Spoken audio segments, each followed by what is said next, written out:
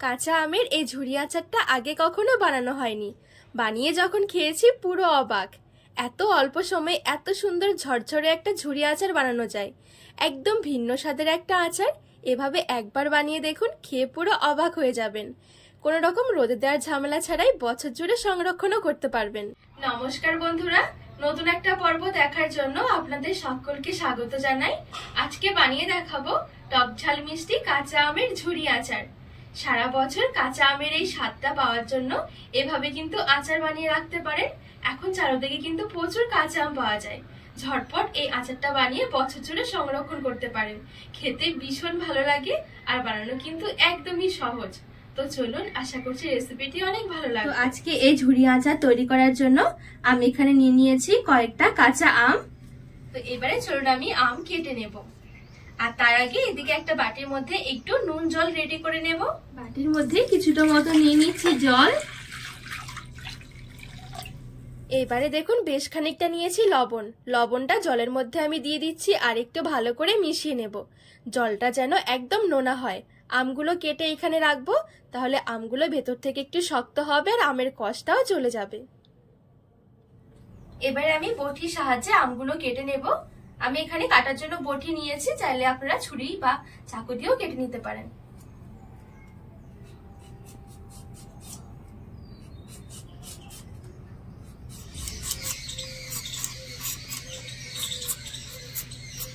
তো এই দেখুন খুব সুন্দরভাবে আমি আমের খোসাটা ছাড়িয়ে নিয়েছি।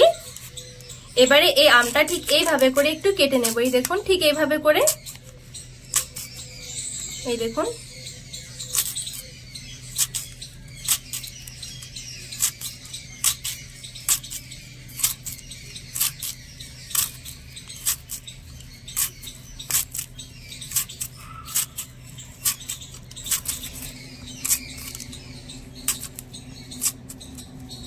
তো এই দেখুন পুরো আমটা কেটে আমি এইভাবে করে কেটে নিয়েছি।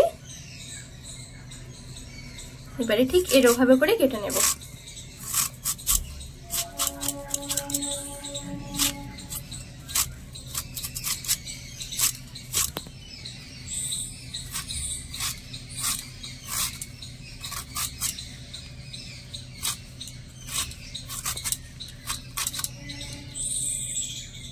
এই দেখুন কত সুন্দর ঝুরি ঝুরি হয়েছে।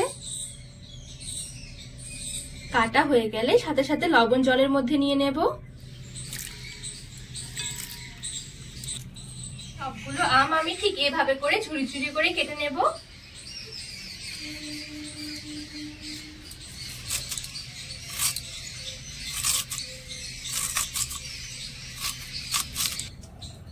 তো সবগুলো আম আমি খুব সুন্দরভাবে এরকম ঝুরি ঝুরি করে কেটে নিয়েছি। এবারে এই আমটা আমি একটু 2 থেকে 3 বারের মতন জল পাল্টে পরিষ্কার করে একটু ধুয়ে নেব। আর আমের এই ঝুরিগুলো নুন জল থেকে তুলে নেওয়ার আগে এইভাবে করে নুন জলের মধ্যে একটু হালকা করে কচলে নেব।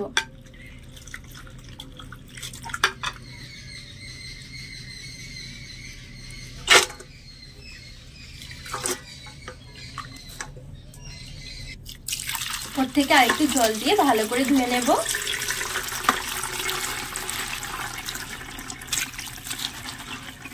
এবারে ধুয়ে রাখা এই আমের ঝুড়িগুলো একটা বাটির মধ্যে নিয়ে নেব।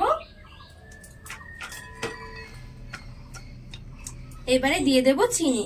আর আমি এখানে মেজারমেন্ট কাপের 1 কাপ চিনি নিয়েছি।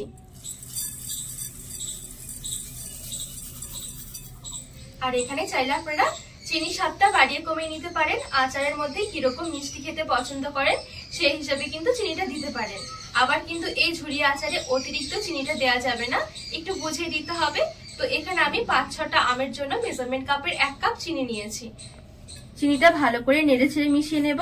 আর একটা পর্যায়ে দেখবেন চিনিগুলো খুব সুন্দরভাবে গলে যাবে।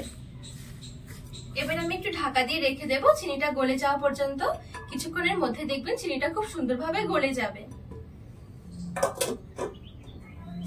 এবারে এদিকে আচারের জন্য একটা মশলা ভেজে নেব। শুকনো কড়াইয়ে আমি 2টো শুকনো লঙ্কা দিয়ে দিলাম। 1/2 টেবিল চামচ দিয়ে দিচ্ছি 5 ফোড়ন। একদম হালকা আছে একটু ভেজে নেব। একদম অল্প কিছুক্ষণ সময়ের জন্য কিন্তু মশলাগুলো ভেজে নিতে হবে। খুব বেশি ভাজলে তিতো হয়ে যাবে, খেতে ভালো লাগবে না। আমি শিলপাটায় নামিয়ে নেব। আর এইদিকে দেখুন আমি যে আমের মধ্যে চিনিটা মিশিয়ে রেখেছিলাম, চিনি কিন্তু পুরো গলে দেখুন জল বেরিয়ে এসেছে। আর এই আচার তৈরি করতে এক্সট্রা করে কিন্তু কোনো রকম জলের দেওয়া দরকার হবে না, এই জলে কিন্তু আচার রেডি হয়ে যাবে। এই দেখুন কিছুক্ষণ একটু রাখলে দেখবেন এরকম পুরো চিনি গলে জল হয়ে যাবে। এবার আমি কড়াইয়ের মধ্যে নিয়ে নেব।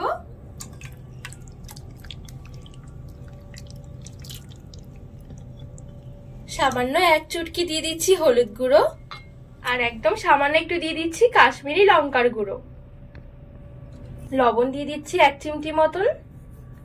হলুদের গুঁড়ো আর লঙ্কার গুঁড়োটা দেওয়ার কারণে খুব সুন্দর একটা আচারের মধ্যে কালার আসবে, আর অবশ্যই কিন্তু সামান্য করে দিতে হবে। এবারে ভালো করে নেড়ে ছেড়ে গ্যাসের আঁচটা মিডিয়ামে রেখে আমটা সেদ্ধ হতে বসিয়ে দেব। আর আমরা সাধারণত আচার তৈরি করতে কিন্তু অনেকটা পরিমাণে তেল দিয়ে থাকি, তবে আজকে আচার কিন্তু কোনো রকম তেল ছাড়াই রেডি হবে। এভাবে একবার বানিয়ে দেখুন, দেখবেন তেল দিয়ে আর আচার তৈরি করতে ইচ্ছেই হবে না। তো এই দেখুন আমের ঝুড়িগুলো চিনির রসের মধ্যে এভাবে খুব সুন্দরভাবে ফুটতে শুরু করেছে। এবারে একটুখানি এরকম ভাবে একটু নেড়ে ছেড়ে দিচ্ছি। আর এই ঝুড়ি আচার তৈরি করার সময় আমের এই ঝুড়িগুলোকে কিন্তু খুব বেশি একটা নাড়াচাড়া করা যাবে না। এখানে হালকা করে একটু নেড়ে ছেড়ে নিয়েছি। এবারে ঢাকা চাপা দিয়ে পুরো রেখে দেব 10 মিনিটের জন্য মিডিয়াম আঁচে।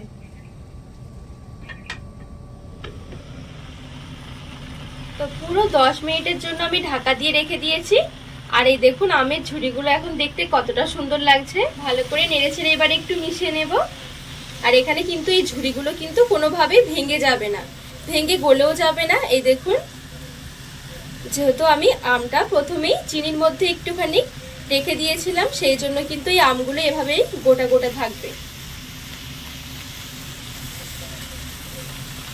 আর এখানে কিন্তু খুব সুন্দরভাবে আমটা আমাদের সেদ্ধও হয়ে গেছে।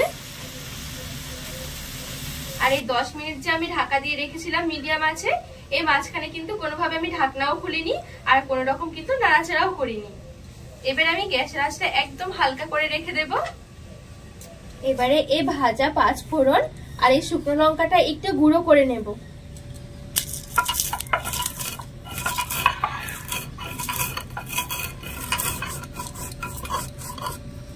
তো এই দেখুন এখানে খুব সুন্দরভাবে আমি গুঁড়ো করে নিয়েছি। একদম যে পুরোপুরি পাউডার এমনটা নয়, হালকা একটু খসখসে ভাব রেখেছি। এই দেখুন এবারে মশলাটা আমি আচারের মধ্যে দিয়ে দিচ্ছি। আর আচারটা বেশি সময় ধরে ভালো রাখার জন্য দিয়ে দিচ্ছি 1 টেবিল চামচের মতন ভিনিগার। এবারে ভালো করে নেড়ে ছেড়ে মিশিয়ে নেব।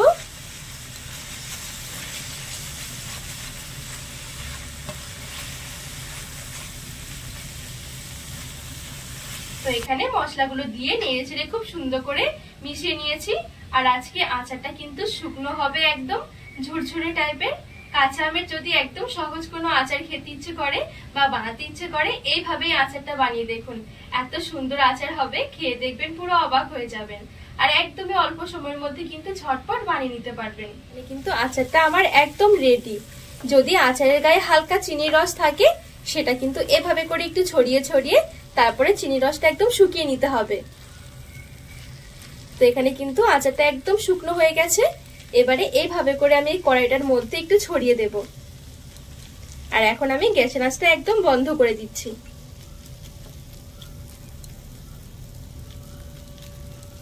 তো এই দেখুন আচারটা আমি খুব সুন্দরভাবে এরকম করে ছড়িয়ে নিয়েছি। আর দেখুন কতটা সুন্দর লাগছে আচার দেখতে। ঠান্ডা হয়ে গেলে কিন্তু এই আচারটা একদম ঝুরঝুরে হয়ে যাবে। আর এই আচারটা রান্না করার সময় চেষ্টা করবেন এরকম একটা ছড়ানো টাইপের কড়াই নিতে, তাহলে রান্না করতে অনেক সুবিধা হবে।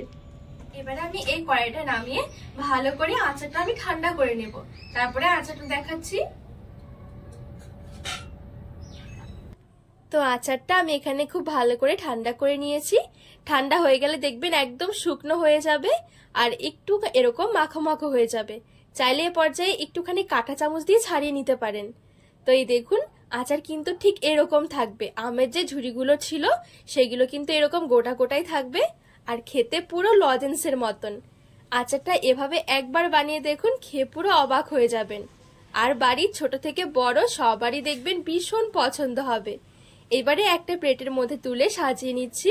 এইভাবে আচারটা ঠান্ডা করে একটা কাচের বয়ামের মধ্যে ভরে আপনারা রেখে দিতে পারেন অনেক দিন পর্যন্ত, 1 বছর ধরেও কিন্তু এই আচার ভালো থাকবে। কোনো রকম ফ্রিজে রাখার দরকারও হবে না বা রোদে দেওয়ার ঝামেলাও থাকবে না।